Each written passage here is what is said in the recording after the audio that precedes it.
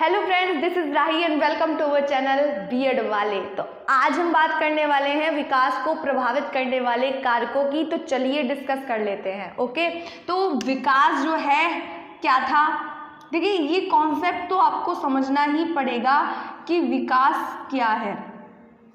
विकास क्या है? जीवन पर्यंत चलता है, माता के गर्भ से मृत्यु तक चलता है। जब तक आपकी मृत्यु नहीं हो जाती है तब तक जो विकास का क्रम है वो चलता रहता है। ये सार्वभौमिक है और क्या है, एक सीक्वेंस में चलेगा, ऑर्डर में चलेगा और क्या है, ये एक प्रगतिशील क्रम है विकास का। हमारा जो विकास है वो सभी पक्षों के लिए है, चाहे वो शारीरिक रूप से विकास हो, चाहे वो मानसिक रूप से विकास हो, नैतिक रूप से, चारित्रिक रूप से, सामाजिक रूप से, जितने भी विकास हैं वो हमारे विकास के अंतर्गत आ जाते हैं। और जो हमारी वृद्धि है वो भी विकास का ही एक हिस्सा है। ठीक है, तो जो विकास क्या है, वो जीवन पर्यंत चलने वाली प्रक्रिया है। विकास कभी नहीं रुकता है, वो जीवन पर्यंत चलता रहता है।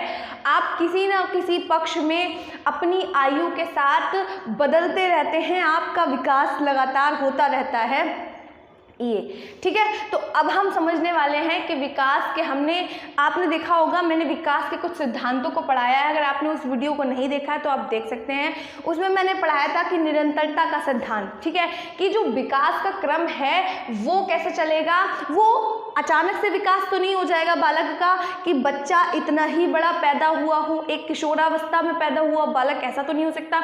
वो अवस्थाओं के अकॉर्डिंग चलेगा ना, अवस्थाओं के अनुसार चलेगा ना, तो क्या हुआ, अगर हम विकास की बात कर रहे हैं, ठीक है, तो हमने इसमें पढ़ा निरंतरता का सिद्धांत। बालक अचानक से विकसित नहीं हो जाएगा, उसका क्रम क्या होगा, धीरे धीरे चलेगा। ठीक है, मतलब वो पहले शैशवावस्था में, बाल्यावस्था में, जैसे मैंने बताया था, तो क्या होगा, हमने बताया था कि विकास की जो गति है वो कभी धीमी हो जाती है और कभी तीव्र हो जाती है। तो वो जो गति है वो तीव्र और मतलब मंद होने का क्या कारण है, तो कुछ कारक हैं जो विकास को प्रभावित करते हैं, जिस वजह से विकास की जो गति है वो कभी कभी तेज हो जाती है और कभी कभी मंद हो जाती है, मतलब धीमी हो जाती है, और कभी कभी विकास तेजी से होता है। ठीक है, तो आइए देखते हैं कुछ कारक हैं जो प्रभावित करते हैं विकास को। सबसे पहले हम देखें तो सबसे पहले दो चीजें जो हैं वो आप गांठ बांध लीजिए कि आपको बाल विकास जो हमारा पेपर है उसमें ये दोनों चीज़ें, पूरी जो साइकोलॉजी है, जो मनोविज्ञान है, एक तो वंशानुक्रम, दूसरा वातावरण, दो जो कारक हैं वो आपका पीछा छोड़ने वाले नहीं हैं। ठीक है, क्यों? क्योंकि ये दोनों कारक बहुत ही ज़्यादा इम्पॉर्टेंट हो जाते हैं। तीन चीज़ें आपको हमेशा देखने को मिलेंगी, बालक का सर्वांगीण विकास, वातावरण, वंशानुक्रम और शिक्षा, ये चार चीजें आपको मिलनी ही मिलनी है। ठीक है, तो अगर हम बात करें तो विकास में पहले हम लिख लेते हैं कि कौन कौन से कारक जो हैं प्रभावित करते हैं। तो पहले वंशानुक्रम, वातावरण,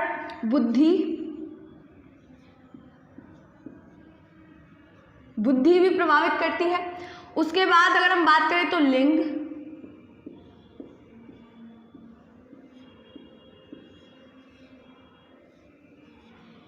उसके बाद अगर हम बात करें तो अंतःस्रावी ग्रंथियां, कुछ अंतःस्रावी ग्रंथियां होती हैं।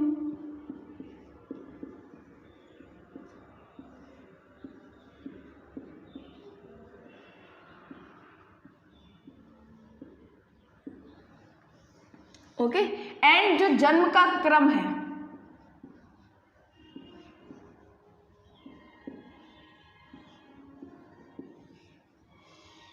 और हमारा पालन पोषण हो गया,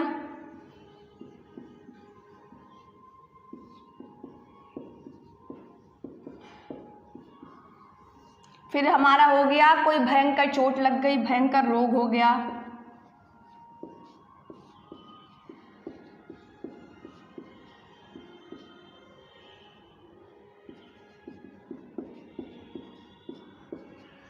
ठीक है, भयंकर रोग और चोट हो गई। उसके बाद हमारा आ जाता है प्रकाश, शुद्ध वायु और प्रकाश नहीं मिला।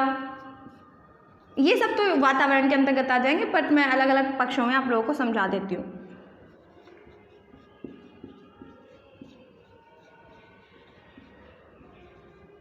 ठीक है, एक और है जिसको हम प्रजाति कहते हैं। ये क्या है, हमारे विकास को प्रभावित करने वाले कारक हैं जिनसे हमारे विकास की जो गति है वो निश्चित होती है कि विकास तेजी से होगा या विकास हल्का होगा। तो चलिए एक एक करके इन सबको हम जान लेते हैं। सबसे पहले हमारा सबसे ज़्यादा महत्वपूर्ण एक हमारा वंशानुक्रम है, एक हमारा वातावरण है जो वुडवर्थ है। मैं पहले भी वीडियो में बता चुकी हूँ कि ह्यूमन जो है वो प्रोडक्ट है किसका, हेरिडिटी का, और इन्वायरमेंट का जो गुणनफल है वो है। कभी कभी मानव पे क्या होगी, उसकी हेरिडिटी प्रभावित होगी और कभी कभी उसका इन्वायरमेंट। अब हम बात कर रहे थे वंशानुक्रम की, तो वंशानुक्रम क्या है, हमें अपने पिता से जो गुण मिलते हैं वो क्या है, वंशानुक्रम है। माता पिता के जो गुण हैं वो बच्चे में आते हैं तो वंशानुक्रम है। बालक की बुद्धि, उसका चरित्र, मतलब जो भी उसका कैरेक्टर है, जो उसकी इंटेलिजेंस है, जितनी भी चीज़ें हैं, बालों का रंग हो गया, आंखों का रंग हो गया, जितनी भी मतलब पूरा जिम्मा जो है वो वंशानुक्रम पे होता है कि बालक का विकास कैसे होगा। ठीक है, ये जो वातावरण है और वंशानुक्रम है बालक की नींव है कि बालक को अपनी आनुवंशिकता से जिस प्रकार के गुण मिले होंगे, जिस प्रकार का उसने हेरिडिटी से गेन किया होगा, तो उस तरीके का बालक का विकास होगा। ठीक है, तो और अगर ये भी देखा गया है, कई सारी रिसर्चेस हुई हैं, उसमें देखा गया है कि अगर माता पिता का व्यवहार अच्छा नहीं है या वो ठीक प्रकार से व्यवहार, कैरेक्टर लेस कहते हैं जिसको, ओके, चरित्रहीन कहते हैं, अगर माता पिता जो है वो चरित्रहीन है तो जाहिर सी बात है बच्चे में उनके गुणों का आना निश्चित है। हम लोग जेंडर स्कूल एंड सोसाइटी पढ़ेंगे तब उसमें मैं पढ़ाऊंगी कि जो है किस तरीके से मानव का विकास होता है और किस किस रूपों में वो उत्पन्न होते हैं, तब हम पढ़ेंगे। ठीक है, तो यहाँ पे हम बात कर रहे हैं वंशानुक्रम की। ठीक है, वंशानुक्रम हमें समझ में आ गया है, जो आनुवंशिकता से गुण मिलते हैं बच्चे को तो उनको हम आनुवंशिकता कहते हैं। ठीक है, अब हम अगला समझते हैं कि वातावरण क्या है। वातावरण का सबसे महत्वपूर्ण स्थान होता है कि अगर बच्चे को उचित प्रकार का वातावरण नहीं मिले तो उसका विकास ठीक ढंग से नहीं हो पाएगा। जिस प्रकार से बालक को वातावरण मिलता है उसी प्रकार से बालक का विकास होता है। अब भाई चाहे स्कूल हो, चाहे समाज हो, चाहे परिवार हो, अगर ठीक एक बालक है उसे घर में माहौल अच्छा नहीं मिल रहा है तो क्या वो उचित प्रकार से डेवलप हो पाएगा, क्या वो अच्छे से विकसित हो पाएगा? नहीं ना। अगर परिवार अच्छा है, एक बच्चे को परिवार में पैर छूना सिखाया जाता है तो क्या वो अच्छे प्रकार से विकसित हुआ? माहौल कैसा है घर का, माता पिता जब तक उसे बताएंगे नहीं कि पैरों को छूना है तो बालकों को कैसे पता चलेगा? वही वो स्कूल में जाता है और वो सोसाइटी को देखता है तो जिस प्रकार का माहौल आसपास होगा बालक भी ठीक उसी प्रकार से अपना विकास करेगा और उनका अनुकरण करेगा। ठीक है, अब हम बात करते हैं बुद्धि की। अब बुद्धि क्या है, जो मतलब बहुत शार्प माइंडेड बालक होते हैं, जो कुशाग्र बुद्धि वाले बालक होते हैं वो जल्दी से बोलना सीख लेते हैं, है ना। उनका विकास मंद बुद्धि वाले, इंडिविजुअल डिफरेंसेस हैं, किसी की मतलब सीखने की क्षमता कम होती है, किसी की सीखने की क्षमता ज़्यादा होती है। जो बालक है, अगर कोई शार्प माइंडेड है जो हमारा बालक है तो उसका विकास तेज़ी से होगा। क्यों? क्योंकि उसे पोषण अच्छा मिला होगा, उसकी जो माता होंगी उसे उनकी देखरेख अच्छे से की गई होगी, हाँ। और एक मंद बुद्धि वाला बालक है, किसी वजह से या कोई कारणवश रहा हो कि माता को उचित आहार ना मिला हो या किसी प्रकार की मानसिक समस्या रही हो तो बालक क्या है, मंद बुद्धि का उत्पन्न हो जाएगा। तो क्या है, कुशाग्र बुद्धि वाले बालक जो है वो तेजी से विकसित करेगा और मंद बुद्धि वाला जो बालक है उसका विकास थोड़ा धीमी गति से होगा। यहाँ हम बुद्धि की बात कर रहे हैं, हमने वंशानुक्रम और वातावरण सीख लिया, बुद्धि का प्रभाव हम बता रहे हैं कि विकास पे किस प्रकार से पड़ता है। तो जो बुद्धि है वो बालकों को बहुत हद तक प्रभावित करती है। जो प्रतिभाशाली बालक होते हैं वो 11 महीने में बोलना सीख लेते हैं और जो हमारे सामान्य बुद्धि वाले बालक होते हैं वो 16 महीने में सीखते हैं बोलना। और फिर जो हमारे मंद बुद्धि वाले बालक हैं वो हमारे 21 महीने में बोलना सीख पाते हैं। तो यानी बुद्धि का भी प्रभाव पड़ रहा है विकास पे। विकास का जो क्रम है उस पर पड़ रहा है धीमा और तेज़ गति, आपको दिखाई दे ही रही होगी। उसके बाद हम लिंग की बात करेंगे तो लिंग भेद यानी 2 तरीके से उत्पन्न होते हैं संसार में, दो तरीके से उत्पत्ति होती है जो मनुष्य हैं। एक बालक के रूप में, एक बालिका के रूप में, जिन्हें हम क्या कहते हैं आगे चलकर महिला या पुरुष कहते हैं, या स्त्री और पुरुष कह सकते हैं, ठीक है। तो जो लिंग है उसका भी प्रभाव पड़ता है। जब शुरुआती दौर की बात करें तो लिंग की अगर हम बात करें तो जो लड़का है उसकी गति वो मतलब बड़ा नजर आता है।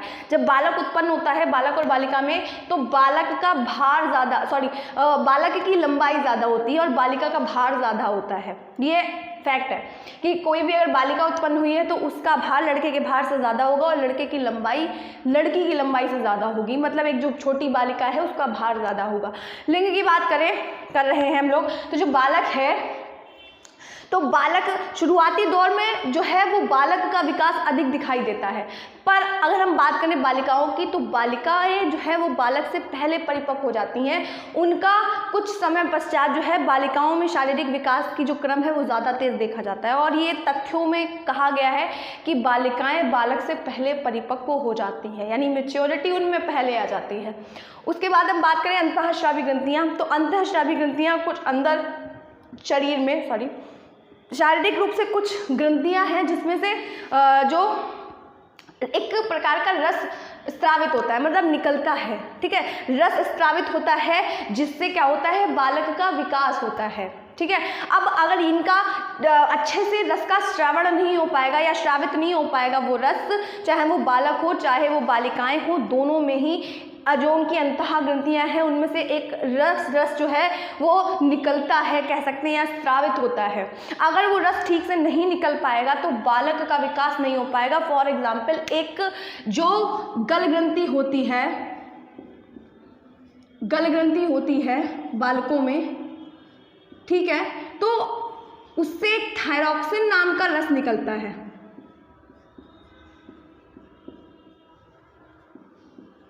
ठीक है।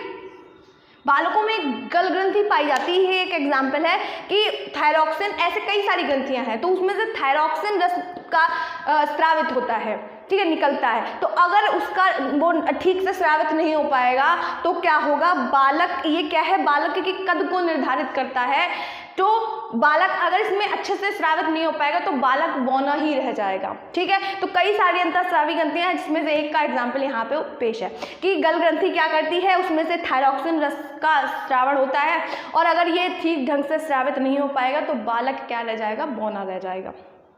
इतना समझ में आया। अब हम जन्म क्रम की बात करते हैं। जब आपके आसपास कुछ बच्चे आपने देखे होंगे, ठीक है, तो अगर हम बात करें जन्म क्रम की, जो पहला बालक उत्पन्न होता है उस पर माता पिता को प्रयास करने पड़ते हैं, एफर्ट्स डालने पड़ते हैं कि बच्चा ठीक से केयर हो जाए उसकी, उसे चलना भी सिखा देंगे। लेकिन जब दूसरा बालक उत्पन्न होता है, फॉर एग्जाम्पल एक फैमिली है, यहाँ पर देखिए कि एक फैमिली है, उनके एक माता पिता है, तो उनका एक बालक उत्पन्न हुआ, ठीक है। तो उन माता पिता ने एक बालक की केयर बहुत अच्छे से की, उस पर बहुत सारे एफर्ट्स डाले और उस बालक का विकास किया, उसे चलना सिखाया। लेकिन जब उनकी दूसरी संतान उत्पन्न हुई तो उन लोगों को इस वाली संतान पे एफर्ट्स डालने की ज़रूरत नहीं है, उतनी मेहनत करने की ज़रूरत नहीं है, क्योंकि बच्चा, ये जो नया वाला बॉर्न हुआ है, ये अपने पुराने वाले जो बच्चा पहले हुआ था, मतलब अपने बड़े भैया को देखेगा और उनका अनुकरण करेगा, या अपनी बड़ी बहन को देखेगा, उनका अनुकरण करेगा और वो जो पहला वाला बच्चा है वो हेल्प कर देगा छोटे वाले बच्चे की। क्या है, जन्म का क्रम है कि अगर पहला एक बच्चा उत्पन्न हुआ है तो उस बच्चे का अनुकरण करेगा छोटा वाला बच्चा। तो माता पिता को दूसरी वाली संतान पे इतने एफर्ट्स करने की ज़रूरत नहीं पड़ती है, क्या है, जन्म का क्रम है। और उससे भी अगर एक और बच्चा उत्पन्न हो जाता है माता पिता के द्वारा तो उस पर तो बिल्कुल भी एफर्ट्स डालने की ज़रूरत नहीं है, वो इन दोनों का अनुकरण करके बहुत ही जल्दी चीज़ों को सीख लेता है, ठीक है। अब हम आगे देखते हैं। हमने देख लिया वातावरण, देख लिया, और हमने बुद्धि देख ली, और हमने लिंग देख लिया, अंतःस्रावी ग्रंथियां देख लिया, जन्म। अब हम पालन पोषण की बात करते हैं कि किस प्रकार से माता का न्यूट्रिशन है। अगर बच्चा गर्भ में है तो माता कौन है, माता को उचित आहार की आवश्यकता होती है। 1955 ईस्वी में एक है बार्टरलू, तो उनका कहना है कि भारत की जो आधी जनसंख्या है वो कुपोषण से ग्रस्त है, मतलब वहाँ के जो बच्चे हैं भारत में, वहाँ पोषण की बहुत ज़्यादा आवश्यकता है। बच्चे जो है वो ज़्यादातर कुपोषण के शिकार हो गए हैं, उन्हें उचित प्रकार से पोषण नहीं मिल पा रहा है, उनका पालन पोषण नहीं हो पा रहा है। और जो माताएं हैं, जब गर्भ में बालक होता है तो उन्हें माताओं को अच्छा सा मतलब पोषाहार नहीं मिल पाता है, न्यूट्रिशन जो है उन्हें अच्छा नहीं मिल पाता है, जिस वजह से बालक उचित प्रकार से उत्पन्न नहीं हो पाता, उनमें कई सारे विकार उत्पन्न हो जाते हैं। ऐसा क्या है, पालन पोषण में कहा जा रहा है कि बच्चे के लिए खाना मतलब कितना ज़्यादा इम्पॉर्टेंट है। ये जो है वो शुरुआती दौर से ही देखा जाना शुरू हो जाता है, क्योंकि बालक में वृद्धि और विकास की जो प्रक्रिया है वो जन्म से यानी जन्म पूर्व से ही शुरू हो जाती है, जब वो माता के गर्भ में होता है। तो माता के गर्भ से ही उसके आहार का यानी उसके पालन पोषण का ध्यान रखना चाहिए कि माता जिस प्रकार की चीज़ों को देखती हैं उस प्रकार की चीज़ों का जो हम लोगों ने पढ़ा था, जो गर्भावस्था है उसमें जो बच्चा है वो 10 दिन के बाद जो है वो माता से आहार जो है वो ग्रहण करना शुरू करता है, जो बच्चा है छोटा माता के भीतर जो है, ठीक है। तो वही बात आ जाती है कि जो भी माता खाएंगी, जो भी माता देखेंगी, उन्हीं के द्वारा बालक चीज़ों को, बाहर के वातावरण को अनुभव करेगा, ठीक है।